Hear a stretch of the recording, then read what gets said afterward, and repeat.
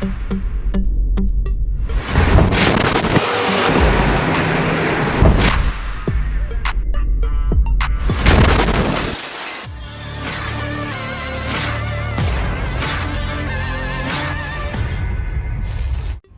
rekaman ramai beredar di media sosial X pada Senin 15 Januari 2024. Dalam rekaman tersebut memperlihatkan aksi Mujahidin Brigade Al-Qassam yang sekali lagi menyerang sebuah kendaraan tempur musuh yang terdeteksi.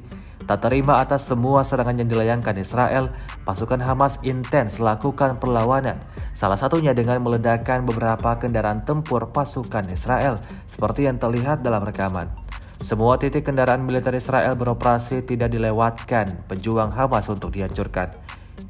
Hingga video ini beredar, beragam respon diberikan warganet.